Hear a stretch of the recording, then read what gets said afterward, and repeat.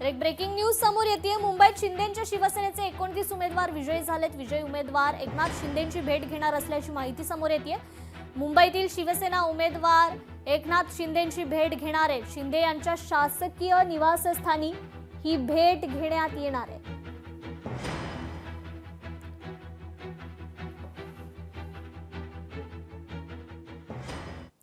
धाराशिवमध्ये ऊस उत्पादन वाढीसाठी एआयचा वापर करण्यात आलाय।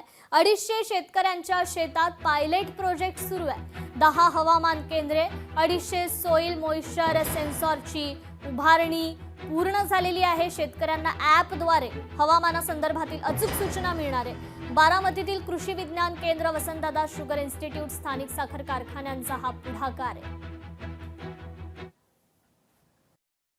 आज या ठिकाणी आपण सध्याला जे पूर्ण महाराष्ट्रामध्ये आपलं एआय तंत्रज्ञान, आर्टिफिशियल इंटेलिजन्स, कृत्रिम बुद्धिमत्ता तंत्रज्ञानाचा वापर करून शाश्वत ऊस शेतीस चालना देण्यासाठी आपण हा प्रयोग राबवत आहोत।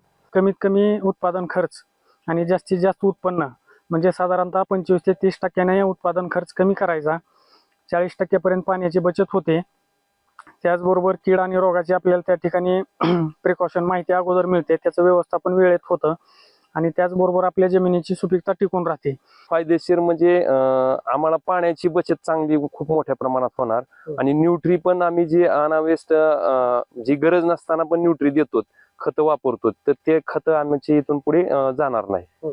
त्याच्यामुळे आमचा खर्चामध्ये बचत होईल आणि पाण्यामध्ये बचत होईल आणि उत्पादन ॲक्युरेसी असल्यामुळं, हवामानाची ॲक्युरेसी, मॉइश्चरची ॲक्युरेसी असल्यामुळं आमचं उत्पादन चांगलं 20 ते 30% पासून वाढू शकते। लोकशाही मराठी ऐका, पहा, जागरूक रहा।